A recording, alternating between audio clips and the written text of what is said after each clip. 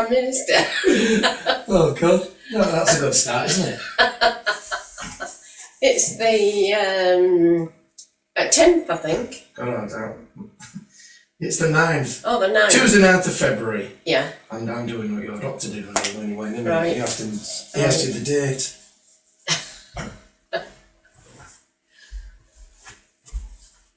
So, I thought it'd be interesting if you started with what went on at Grandma Ware's house that time, because I never knew anything about that. When he said when they were laying with the casket and they were running up and down the stairs, and just in your own words and in your own time, really. Yeah, I've just found out about this because obviously I wasn't involved. I was almost a week off having Lynn. Right. And Grandma would have told my aunts and uncles not to involve me because of how near I was to delivery. Right, and this is Grandma Ware, my great Grandma Ware. This is my grandma, your great grandma. But my cousin told me only the other day, because I was telling him about what's been happening to me, and he thought it was no surprise because of what happened in the house that I was brought up in. Right, okay, this is Cousin Barry. Yes, yeah. And apparently one of my aunts who brought me up passed away just a couple of days before I was delivered. And in those days they used to keep the bodies at home. I know it was just 47, 48 years ago, but Grandma was brought up like that. And apparently Auntie Ada was laid in a coffin in the hall, just as you walked into the house, and many visitors came to see her because they were a very popular family. And while they were all sat quiet, there was all this, what they described as running up and down the stairs. But they just thought somebody'd come in the front door and, that's what they used to do at Grandma's. Yeah, because I always remember it, there was an open door. It was an open door. House, wasn't it? That door was never ever locked. So this is what they just thought it was, and apparently when one of the visitors went to investigate, there was just no one there at all. No one on the stairs? There was stairs? no one on the stairs, there was no one in the bedrooms, and it got quite bad that when Auntie Ada was buried and things were calming down a little bit, it continued again. And it was deemed that the house had to be exorcised. So an exorcist actually came to the property and apparently so. Apparently so. I wasn't aware of this, and I'm quite surprised. Really, it must have been bad for Grandma to have okayed it. Didn't you say when we were quickly talking about this the other day? Didn't you say that this has been going on before the body was laid out? Yes, apparently it did. There was some. She was laid in the front bedroom for a long time, very, very ill. Yeah. And apparently, I can't say for definite this is second-hand news, but it comes from a good source really. That there'd just been noises that nobody could. They couldn't account for them. And but as I say, I wasn't part of it, and so I can't really tell you firsthand. That's right, because at that time you were expecting Lynn. Well, exactly, and Grandma knew I was upset about my Auntie Ada dying, and she just didn't want me going down and getting upset. No, so if I'd have been obviously non-pregnant and I could have gone down, I think I would have been quite interested in what had gone on. You would have had the chance to have seen it first. Absolutely. Didn't you say something the other day about when you were kids, you were messing around with a Ouija board in Grandma's house? Yes, we just thought well, I'll make this clear. We keep referring to Grandma's house simply because me and my sister were brought up there, Auntie Barbara. Yeah. And of course, there was 2 aunts and 2 uncles living there, along with Grandma, Granddad. Yes, Granddad would still be alive at the time. And we were messing around.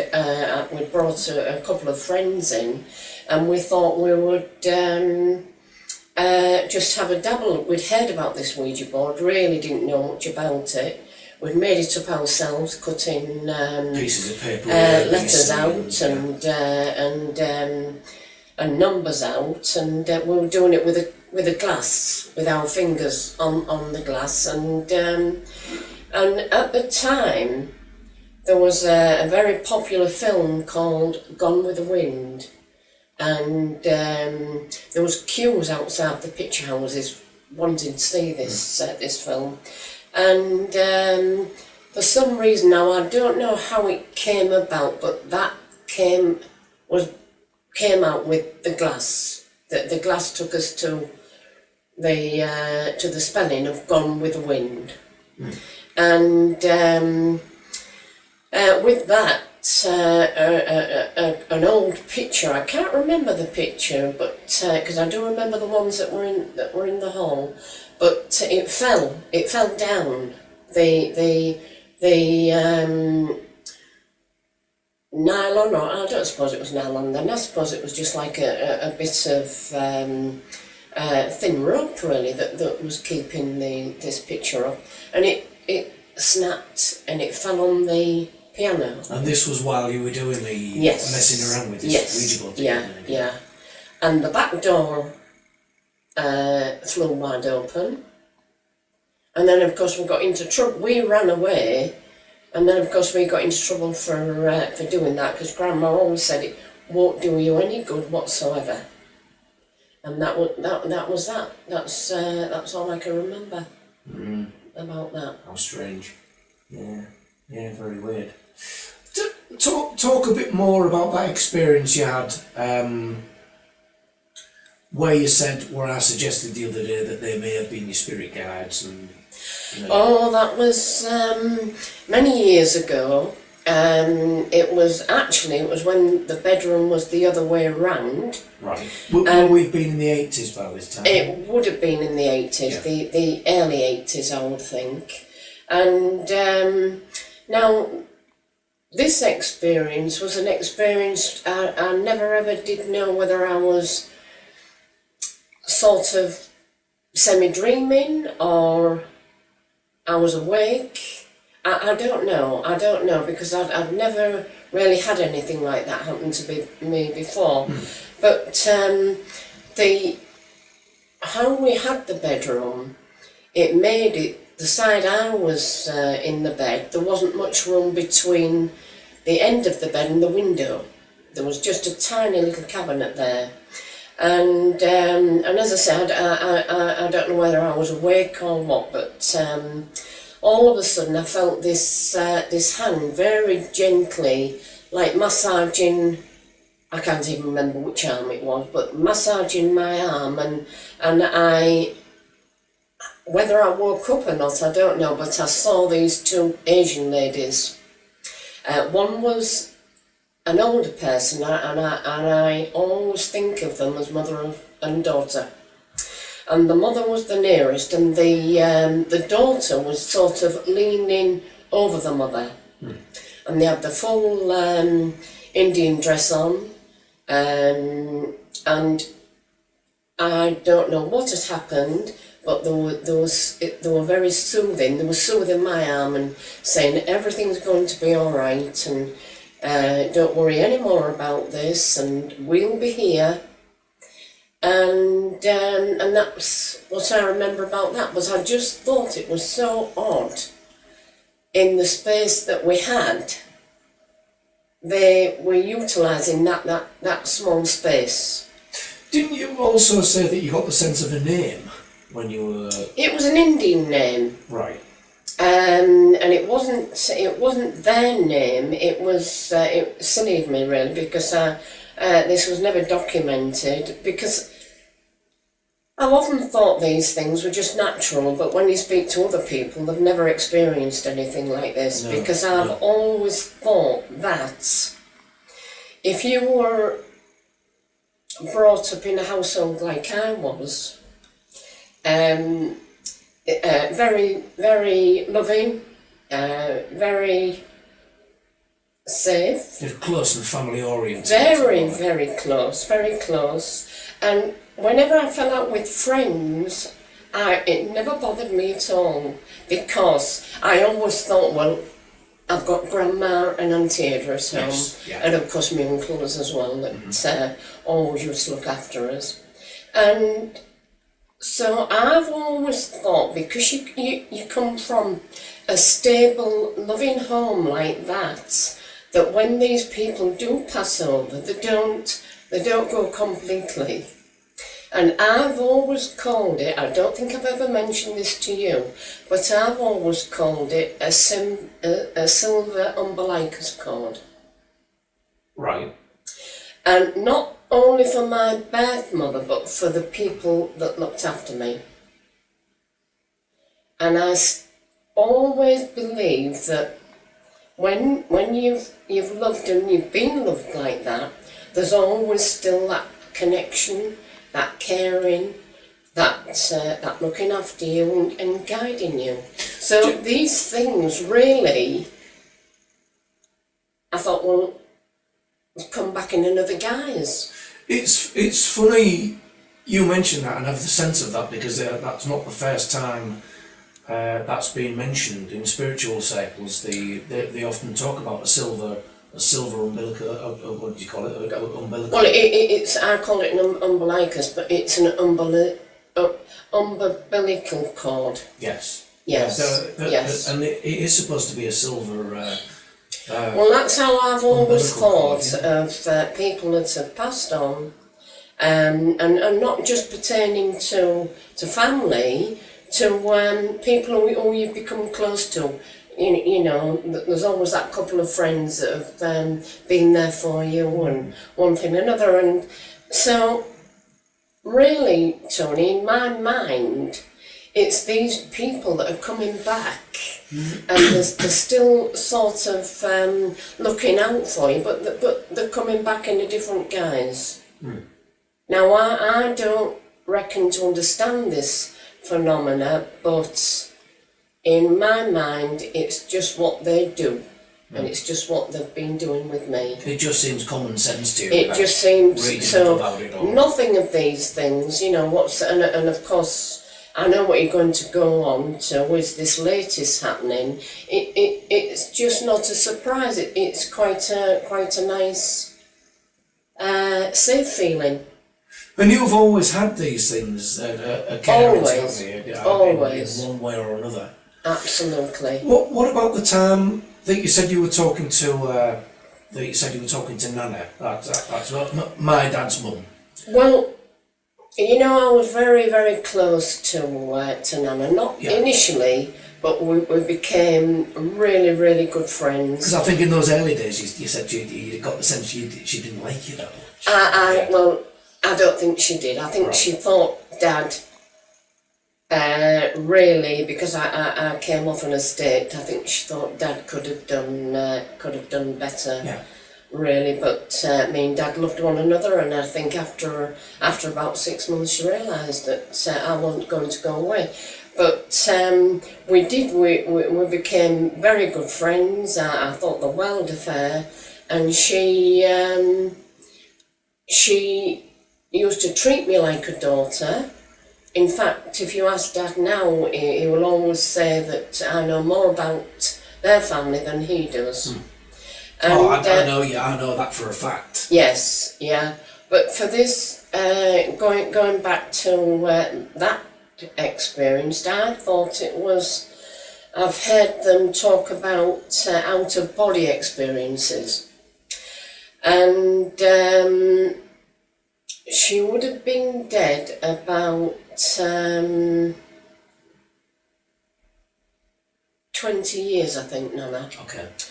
And this one night, someone, I don't know who that person was, it was just a feeling that someone was taking me into this room.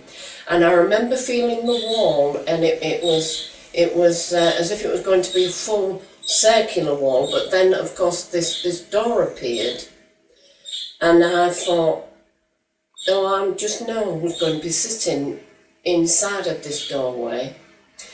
And it was like, I could only, when I talk about it, I can only think of it as like a school hall. It was a huge, huge hall, and she was sat upright on a dining room chair. And as I walked in, I thought, oh, I wonder why I've come to see Mike's mum. And I thought, well, I don't want to touch her, because in my mind I thought, if she's cold, she's going to be dead. But if she's warm, I know she isn't dead. And she looked at me and she said, oh, hello. And by that time I'd just started to go the colour I am now. And she said, gosh, look at your hair. And I said, well, I am 50 now. So she said, oh, well, of course you will be. And I said to her, is there anything you could give me to prove that I've been speaking with you, because people just aren't going to believe it? And her words to me were, we don't carry anything here. With that, this voice, I didn't see anything, just heard this voice say to Nana, now come on, you know you don't speak like that. And she took her away. Now, it would be about 3 months later when I recognised that voice, and it was her best friend who had passed over as well. This would be Joyce, from Joyce Ackroyd. Yeah. And I remember getting this this really, really heavy feeling in my chest, and thinking, when I woke up, well, it was disappointment more than anything, but I was just overwhelmed, I think, with what had gone on.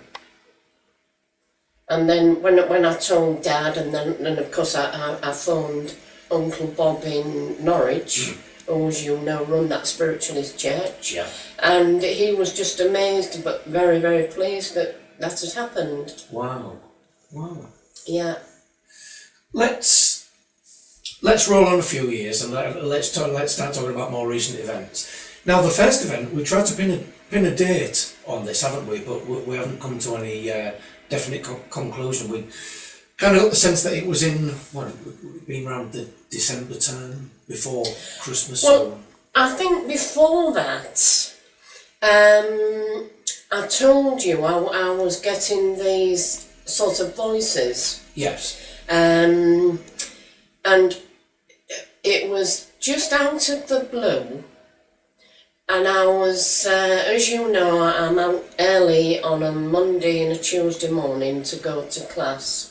This is dance class. This is my dance class, and I'd woken up about 7:15, and it was, it must have been sort of late autumn time, because that tree outside was had still quite a few leaves on. Yeah. And I as you know, I always left the blinds half closed, because I used to love looking at the tree. And I was thinking to myself, oh, I'm not getting up at this time. And I was looking at the tree, but at the same time repeating to myself, do not go into a deep sleep. You'll be late. Oh, I'd forgotten about this one. Anyway, all of a sudden, this clear voice, female, sounded mature, said to me, "You already have done." Because I was saying I mustn't sleep in, and this boy said, "You already have done." Now, I turned over quickly. I don't know what I was expecting to see, you know, as if somebody would come into your bedroom at 8:15 in the morning. And there was no one there. But then when I looked at the clock, it was 25 minutes past 8. Well, you know I can't get up any later than 8:05 to get ready to go out to this, to my class. And then it was that other strange... it was the same voice, but she said, "Windia." Windia. Still laid on that side, it all came into this this left ear. And it was the word, as clear as anything, Windia. Not Windia, Windia. Now, I've never ever No. been able to explain Windia. that. And how could you even make up a word like that? Exactly. Windia. Exactly. Oh, that's very definite. And turned round again, and of course there was nobody there.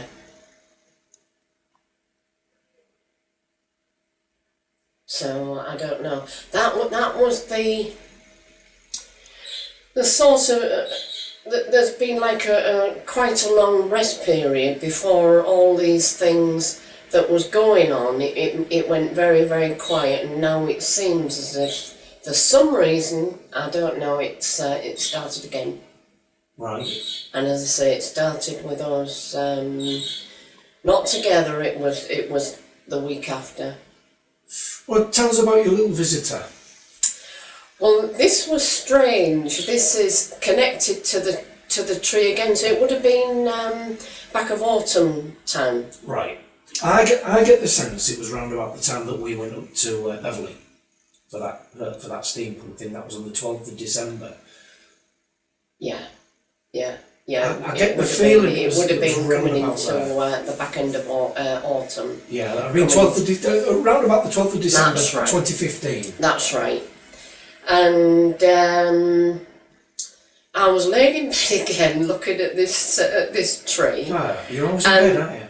Yeah. Well, initially, I must have been asleep, but we have that squeaky board on the landing, as you know, and I heard that go, and I thought, oh, it's Dad got up to go to the loo.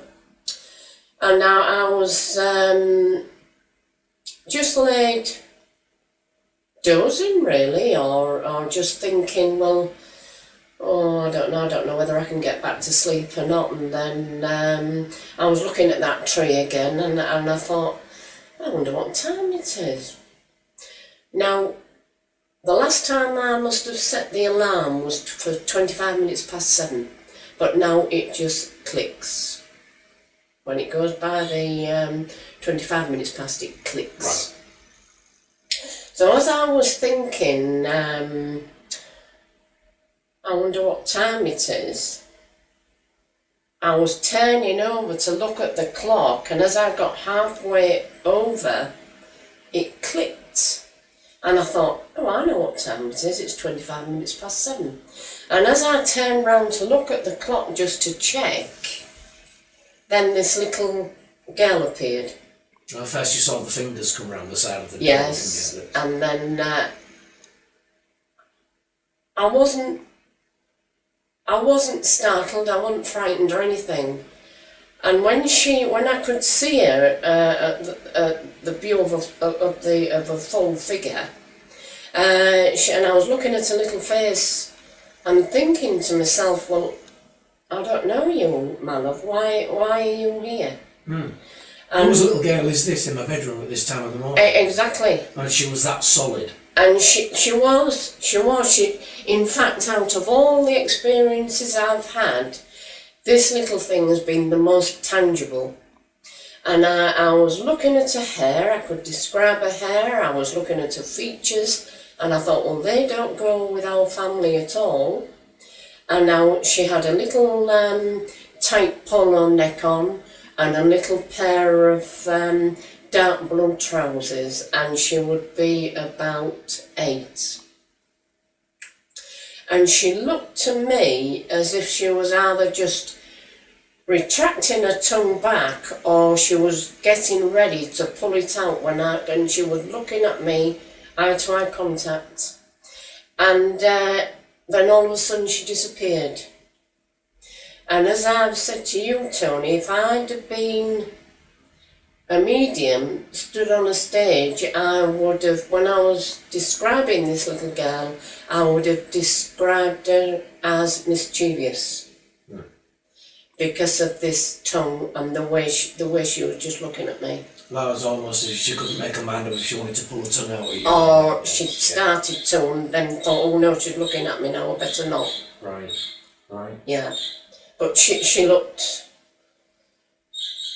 a well little girl. She looked, she had this mousy coloured, like a dirty blonde coloured hair, parted down the middle with sort of these little waves coming down at the side, and that then just fell onto her shoulders. But tiny little features that she wasn't the prettiest little things I've seen, but she was definitely stood there. How strange! How you'd had one or two experiences before that before you saw this little girl, you just put it down to what, the frill on your cushion or. Oh no, that's been after. Oh, sorry, that was after. That's been after. But, One of my favourite things in life are, as you know, pillowcases with frills on. And one night, it's always when I am facing the window, so that's on my right-hand side. Right, so you're back to the door, you're facing the window. Absolutely, yeah. and I thought, oh, hello, somebody's touching my hair. But then I thought, no, I bet it's that one of the frills has just fallen on the top of my hair, and because it was as light as that. Right. It was as light as that. And then a couple of weeks ago, 2 or 3 weeks ago, on that side again, and the duvet was up over my shoulder, and this hand was out, and I was just holding the cover of the duvet so that my hand didn't slip down, and I just felt this gentle tap on the back of my hand, and I thought, all right, yeah, but I didn't move. It doesn't bother me at all, and of course I must have gone back to sleep again. And that was just a couple of weeks ago. I remember you were telling me about the tap on the back of your hand. Yeah. Tell us about the most recent thing then. The recent thing again. This was just. I mean, what day was this? This was. It would be a week last Friday. Okay. Because as you walked in the door on the Saturday, I said to you, "Have I got something to tell you?" Do you remember? Yes, I do. Yeah. And it was on that side again, and it was during the night, and it was it had been quite mild, but it did say it was going to get cold during the night. This was just how I could fathom it. And I heard this, what I thought, because I always take a glass of water upstairs with me, either the glass had cracked for some reason, but then I must have thought it was more than that because I didn't turn round to have a look. I didn't check it. So once again, I just accepted it, and I remember saying to myself, well, if you want to mess around with the things on my little bedroom cabinet, you can do. And then, fortunately, I came downstairs, and that was the first thing I told Dad. I said, do you know, I could hear, I thought I'd heard a glass crack or something last night. And he said, oh, I don't think you could have done. And I thought, well, I don't know, that's strange. And that was when I went upstairs to get dressed, and there this coin was in the middle of my dressing table. And I thought, well, what? At first I thought it was a farthing, and I thought, what on earth is that farthing doing there? And then I picked it up and brought it down, and Dad said no. I realised that it was too small for a farthing. And then when Dad said no, it isn't a farthing. It's an American No, it's a euro 1 cent. euro Isn't it? Yeah. 1 cent. That's right. That's right. So I've done what you've asked me to do. I've put it back where I found it and sprinkled some light powder around it, and at the moment I'm watching to see if there's any movement there. Yeah, well, it's there as a control object. Exactly. It would be interesting to see Exactly, if you don't get movement there. no, I often go in the well, every night I go in the bedroom, but I often think, now then, I wonder what's going to go on tonight. But there seems to be sort of 1 week, 2 weeks at the most, Yeah, and then there's always- something might just happen. There's always a lull in activity between Yes. when Yeah. certain things happen, Yeah, yeah, isn't there? yeah. Tell us about another thing that's just sprung to mind. Do you want to tell us about the term after Grandad, Dad's dad, after he passed away? Do you remember the time you said you were sat in the kitchen, you were emailing Margaret, your sister in New Zealand, Yes. and about the And I thought, as I looked up, I was sure there was somebody there, because I'm sort of where I sit in the kitchen emailing Margaret.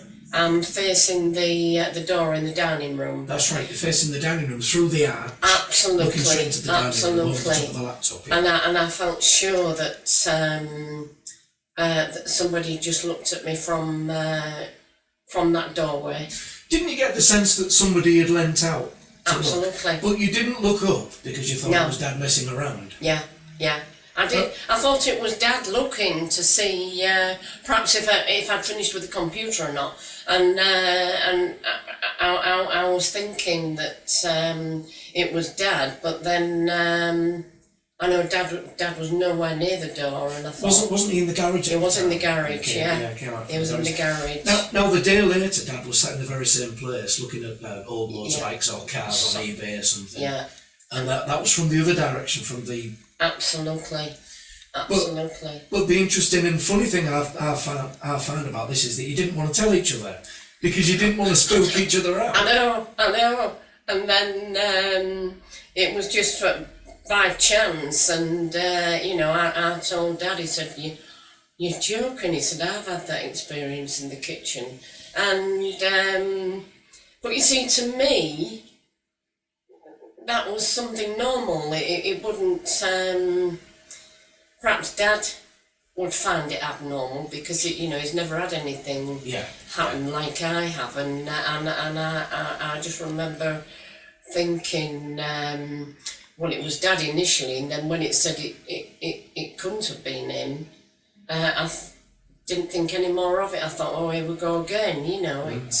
It just. I'm just so used to things like that happening. It's just fascinating, isn't it? It is. But as I say earlier, I found the funny thing was that you didn't want to tell each other in fear of spooking each other out. Exactly. But it's exactly that outside confirmation that you need, because because Dad confirmed your story. Exactly. And then you confirmed Dad's story, yeah, and yeah. you obviously found out. And Yes. Yeah. Yes. very interesting. But, Well, hopefully there's more interesting things to come. well, obviously you're the first one I tell, so yeah. I don't know about these things, and I have heard of people having to move out of the houses. I do hope that she doesn't get that sort of naughty. I'm sure there are always ways that Yeah. to Yeah. deaden down I mean, I hopefully don't- it won't come to that, No, because she I- doesn't seem that mischievous, does she? No, but what I always thought, if I did see someone like that, it would be somebody who I knew who had passed over. But it's quite a surprise to me that somebody doesn't even look like it. Well, as you say, perhaps all photographs might confirm more than I'm thinking. But Yeah. I was quite surprised at the way she looks, because I can't think of anybody, and as you know, I was very close to my cousins as well, and I can't think of any of my female cousins even looking like that when they were little. Yeah. As you say, probably photographic confirmation will. Yeah, it's probably, because, as we discussed the other day, Grandma had lost a little girl. It would have been in the early 1900s, and they called her Jessie, but if it was her, would she have been dressed in the Would dress she be out? wearing a polo neck? Exactly. Yeah.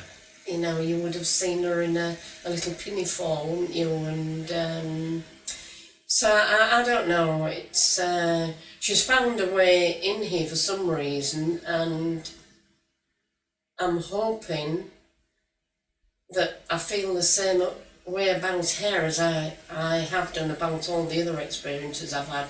They're there. They've come to lead me somewhere or to help me with things. And I hope she hasn't come to disrupt that feeling I've got. Now, you've always said to me you feel like that there's always been more to this. There's been a deeper level. Yet you've been a bit afraid of opening that gate or peering behind the Well, veil. exactly. Because you wouldn't know what would be there, and it'd be a little bit frightening. I think most people would feel that, to be honest. Yeah.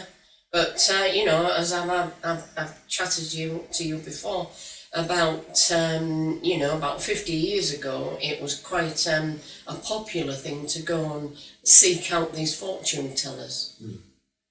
And I always thought that would be a good thing to try and find out just a little bit more, but that's the deepest I've ever got.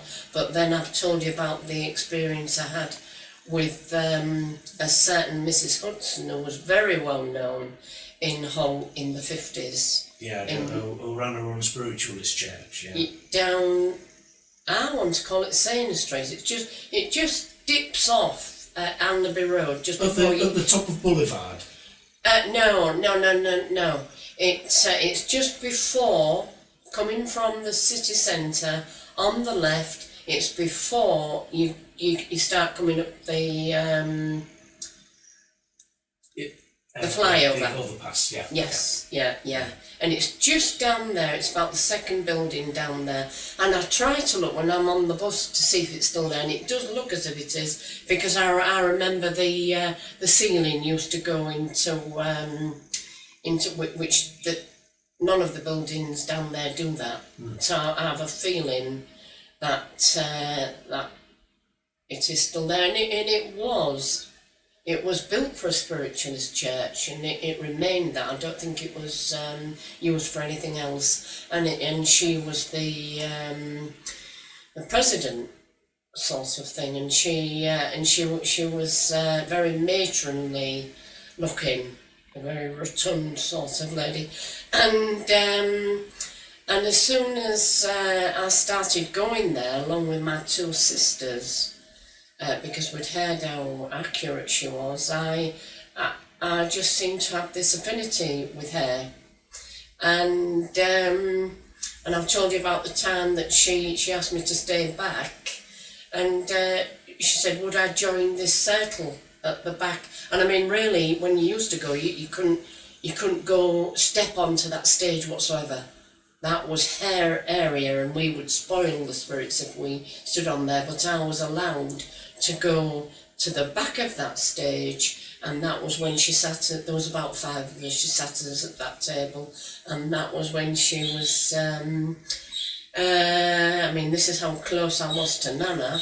She was telling me that I wouldn't see my next wedding anniversary.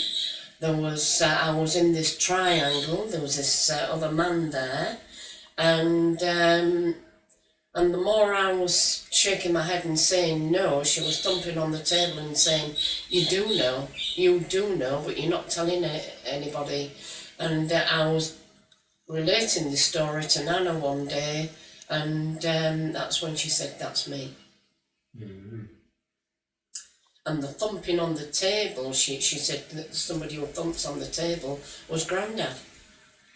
Because he used to, he knew there was something going on, and he just wanted to know. But I mean, many years ago, she was engaged to this man, and they found one another again. So that's how. But I never knew that. I never knew that. Didn't you? No. All right. Well, it was Arthur. Yes. Yeah. And. So that was that, but then of course she told Auntie Margaret, didn't she, that sadly, you know, she said she didn't say sadly, but that's how it turned out. In a couple of weeks' time, you'll be going into this big building where there's some ladies, some females, they have hats on, and you'll find out who your best friends are. And of course that's when your cousin Darren died. Yeah, so that's how good that lady was, really. Yeah. She sounds like she was the real deal. Absolutely. Not like many of the psychic mediums you seem to get nowadays. But the thing is, Tony, if there was anybody there that just gone for a laugh, she would soon have them removed. Absolutely, yeah.